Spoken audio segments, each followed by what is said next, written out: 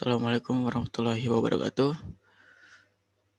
Kali ini saya ingin mempresentasikan tentang clustering data pasar saham menggunakan algoritma K-means, di mana clustering termasuk ke dalam unsupervised learning dalam pembelajaran sistem atau machine learning. Sebelumnya, saya ingin memperkenalkan diri terlebih dahulu. Nama saya Dimas Putra Yudatama. NIM saya 20460929 SP1810010. Saya mahasiswa di 4 RPL UGM dan akun GitHub saya yaitu di input. Oke, sekian dari perkenalannya. Sebelumnya saya ingin menjelaskan sedikit tentang apa itu clustering. Jadi clustering atau clusterisasi adalah metode pengelompokan data atau simpelnya itu cluster itu adalah kelompok. Nah, menurut tahun 2006 yang saya cantumkan daftar pusaka di bawah itu, clustering adalah sebuah proses untuk mengelompokkan data ke dalam beberapa cluster atau kelompok sehingga data dalam satu cluster memiliki tingkat kemiripan yang maksimum dan data antar cluster memiliki kemiripan yang minimum. Ini contoh clustering. Jadi saya definisiin 4 cluster di sini dari n buah data, di mana sistem atau komputer akan mencari kelompok-kelompok dari data dari cluster ini itu siapa aja, cluster ini siapa aja, dan dari awalnya yang kosong terus dia ambil kelompoknya siapa aja, dicari yang terdekat dari titik pusat. Oke, selanjutnya digeser ke titik pusatnya, terus dicari lagi yang terdekatnya. Geser lagi sampai mendapatkan titik maksimal. Oke, di sini titik maksimalnya.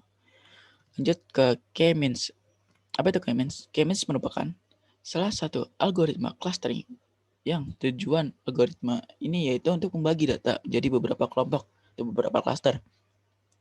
Algoritma ini menerima masukan beberapa data tanpa label atau kelas. Pada algoritma pembelajaran ini, komputer mengelompokkan sendiri data yang menjadi masukannya tanpa mengetahui terlebih dahulu target kelasnya. Algoritma ini akan mengelompokkan data atau objek dalam buah kelompok tersebut.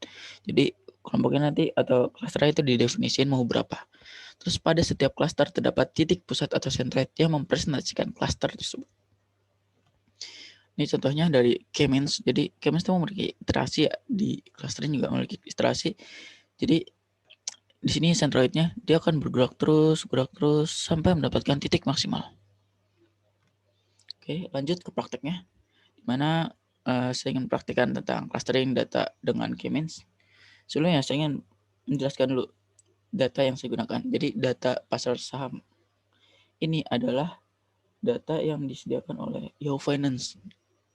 Kita bisa mengambilnya dengan Pandas Data Reader. Oke, ini spesifikasi datanya yaitu terdapat 500 data maksud saya, kurang lebih 500 data, terus ada 21 emiten dan ada 2 feature yaitu harga buka dan harga tutup. Emitennya ada apa aja? Saya ambil dari sektor bank itu ada BCA, BNI, BRI dan Mandiri. Kemudian dari sektor rokok ada Gudang Garam, Sampurna. Dan dari konstruksi bangunan itu ada PT Adi, PT PP, PT Waskita dan PT Wijaya Karya. Kemudian dari sektor otomotif ada Astra Internasional, ada Indomobil Group. Kemudian dari telekomunikasi ada Telkom Indonesia, Excel Axiata dan Indosat. Kemudian dari tambang ada PT Bukit Asam, PT Aneka Tambang dan Vale Indonesia. Dan terakhir ada sektor dari consumer good yaitu dari PT Indofood CBP, Unilever dan Sido muncul. Oke, lanjut ke notebooknya. Nah, di sini saya sudah menyiapkan library dari Pandas Data Reader untuk ngambil data dari Yahoo Finance. Terus ada Pandas, ada NumPy, ada DateTime, ada Matplotlib buat gambar grafik. Oke, ini untuk library-nya yang saya gunakan. DateTime-nya itu gunanya buat apa? Untuk ngambil data di sini ya nanti. Oke, udah kita langsung ke data emiten atau perusahaannya. Jadi companies dictionary di sini ada di sini nama perusahaannya, dari sini ada kode dari perusahaan di Yahoo Finance, di mana kita mengambil indeks JK atau Jakarta JKC itu kalau di internasional, karena ini tuh Yahoo Finance tuh bersifat data yang internasional. Umpama kita mengambil data Tesla bisa, data pasar saham Apple, Google, dan lain-lain itu bisa. Dan untuk Indonesia itu indeksnya adalah JK. Oke, setelah itu dimasukkan semua indeksnya, kita simpan dalam sebuah variabel yaitu company dictionary. Di sini companies kita urutkan, ini kan masih berdasarkan sektor saya buatnya tuh. Di mana Adi di sini, Wijaya Karya di sini, saya ingin mengurutkan berdasarkan ininya perusahaannya. Berdasarkan apa nih? Perusahaan bukan. Ternyata berdasarkan ini ya, indeksnya, itemsnya. Sini values. Nah, ini itemsnya. Terus kita ambil key-nya juga dan kita tampilkan. Silakan seperti ini. Di mana was kita sudah paling bawah dan Adi paling atas. Yang diambilnya Adi was kita. Unilever Telkom. Jadi bukan XL tapi XL-nya, E-nya. Oke, ini udah masuk datanya dalam dictionary.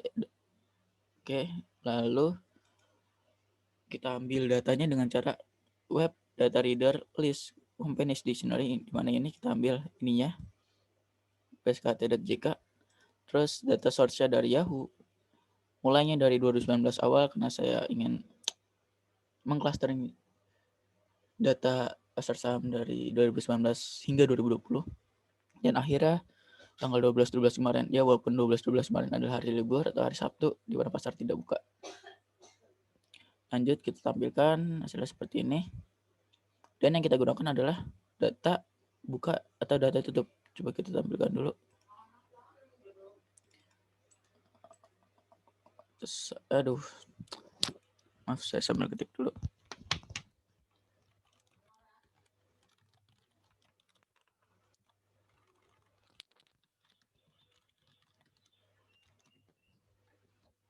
Kita coba tampilkan.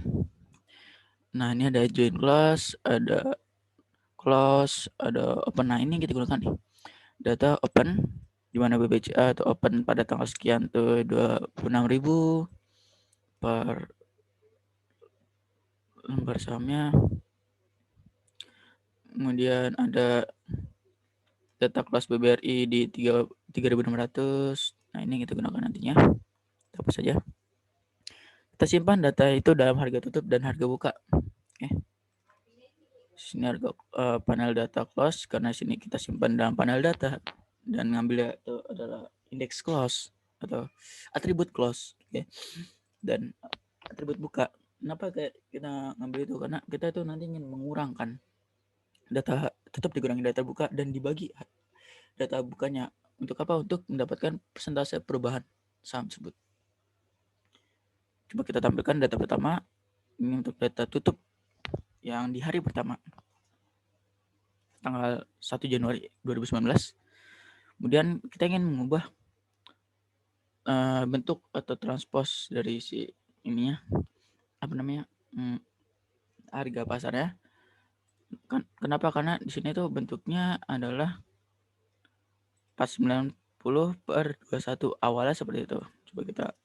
Coba di sini jalankan dan kita lihat shape-nya atau bentuknya. Itu apa? Sorry. Nah, dot shape.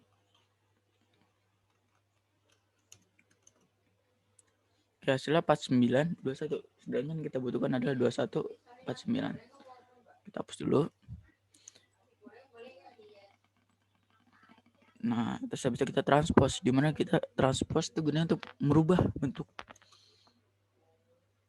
Nah, hasilnya dari 21.490. Kayak dibalik gitu bentuknya. Terus ini yang tadi saya katakan, perubahannya itu dari harga tutup dikurangi harga buka dibagi harga buka. Oke, pertama kita ambil dulu bentuknya atau row dan call dari bentuk. Kita buat apa? Array 0 menggunakan NumPy zeros. bentuknya dari yang di atas rollnya. Kemudian kita langsung operasikan ini ya nih. Harga tutup dikurangi harga buka. Kita pakai fungsi subtract. Lalu hasil dari itu kita bagi dengan harga buka. Jadi si ini tidak langsung disimpan dalam ini, tapi kita olah lagi si ini. Nah, si movement I dengan harga buka. Kemudian ini contohnya di salah satu hari. Terdapat perubahannya antam atau aneka tambang di ANTM itu di 1%, minus 1% maksudnya. Oke, terus habis itu kita buat tampilannya dulu dari data tersebut, apakah perlu dilakukan sebuah normalisasi atau tidak. Dari dua data tersebut kita ambil sampelnya, itu sudah muncul dan Unilever. Data hasilnya adalah di sini lebih dari 0,2 dan di sini kurang dari 0,2. Ini diperlukan adanya normalisasi supaya data ini tuh lebih apa ya, tidak seimbang, tidak begitu apa ya, berat sebelah atau ya gimana gitu. Kita lihat nih hasilnya, terdapat nilai maksimalnya itu di 0,3. Di sini kita normalisasi data movement-nya, terus nilai maksnya kita dapat 0,3. Tingginya wah, masih jauh kan dari sini. Terus data ini minusnya itu maksimal di 0,2. Oke, di sini ada 0,2. Oh, enggak ada. Di sini ada neta 0,5 lebih. Enggak 0,5 neta, salah. Dan nanti ada 0,2, terus minnya itu rata-rata di 0,02. Coba kita tampilkan data yang sudah itu, kan sudah kita normalisasi dan simpan dalam bentuk variabel baru atau new. Tampilkan lagi dan nyata hasilnya Unilever lebih tinggi, lebih mendekati 4 daripada ini. Artinya ini sudah melakukan proses normalisasi. Oke, menurut saya ini datanya udah cukup proper lah, cukup layak untuk dilakukan clustering atau clusterisasi. Kemudian kita coba melakukan K-means, algoritma K-means, di mana kita pakai fungsi normalisasi dan K-means-nya itu kita ingin buat jadi 10 cluster dan kita batasin iterasinya jadi 1000 saja, dan kita lakukan menggunakan pipeline fits dari data movements, dan hasilnya, maaf jika kita jalankan terlebih dulu pipeline movements. Oke. Nah, hasil awalnya tuh mendapatkan nilai 4,17. Itu sebenarnya enggak terlalu besar, tapi masih bisa dikecilkan. Artinya tuh kalau inertia semakin kecil, maka semakin baik hasil dari cluster tersebut. Kita coba tampilkan hasil dari pipeline tersebut, dan hasilnya seperti ini, di mana Astra bersama Indosat dan Unilever, Mandiri bersama Excel, sama Gudang Garam dan HM Sampurna. Ini HM Sampurna sektor garam, sektor rokok masih nyatu nih. Terus habis itu kita lihat lagi apakah ada masih nyatu. Oh, ini masih masih menyatu. Mungkin hanya 2 yang menyatu. Di sini tidak ada menyatu. PTBA sama Inco masih menyatu. Mungkin tidak ada. Yang lain tuh udah misah-misah. Kemudian kita reduksi datanya, decompositing menggunakan PCA. Dong ambil data yang sebagai acuan itu data pentingnya aja. Dari data new tersebut kita fit transform dua komponennya kan, di mana komponennya itu ada new-nya tersebut. Ini coba kita tampilkan new. Oke, di sini ada 2 komponen.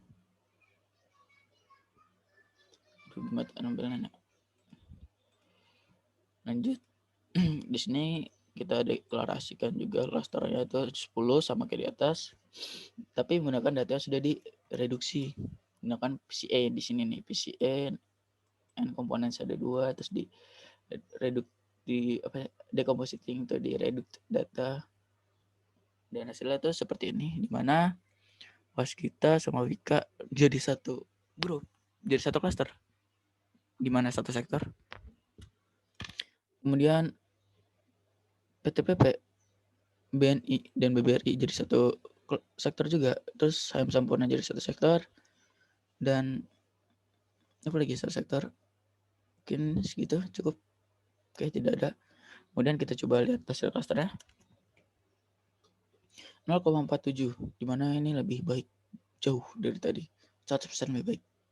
Tadi 400%, 4 sekian, sekarang 0,4. 0,04 malah. Kita coba gambar hasil dari ininya. Oke, hasilnya seperti ini. Dimana X itu adalah sebuah centroid ketika ada emiten.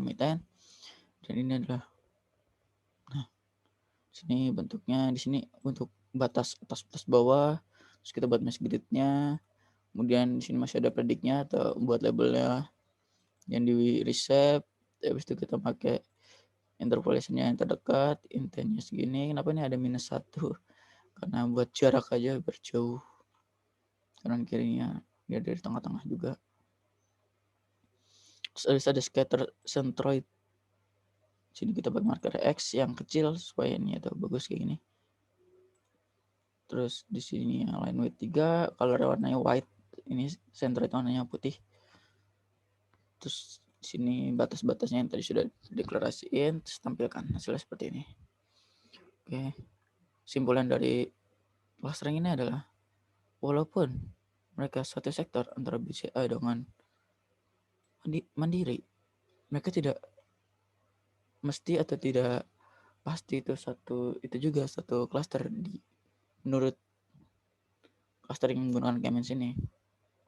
Mengapa? Mungkin karena perubahannya tuh berbeda, mungkin tidak mirip, atau yang tadi disebutkan adalah memiliki tingkat kemiripan yang minimum di beda cluster mereka. Oke.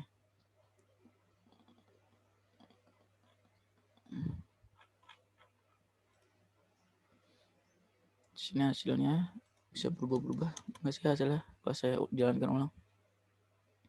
Ini nanti berubah-ubah hasilnya. Di sini gudang garam sempurna, tapi masih dalam satu kelompok nyata mereka. Waskita, Awika, cuma beda labelnya saja mungkin ya. Kita jalankan lagi. Wah, nih dekat-dekatan nih. Tapi beda cluster nyata. Yang penting tuh BNI, BRI masih satu cluster. Mandiri beda. Saya sudah buat di presentasi itu, tapi berbeda juga hasilnya. Sini, nah ini waktu itu saya jalankan di mana Wika dengan Waskita itu satu cluster, gudang garam sempurna satu cluster, BRI dan BNI satu cluster. Ini kesimpulannya, emiten sektor rokok satu cluster, bank tidak semua satu cluster, emiten Wika WSKT itu satu cluster. Oke. Mungkin sekian dari saya, kurang lebih mohon maaf. Assalamualaikum warahmatullahi wabarakatuh.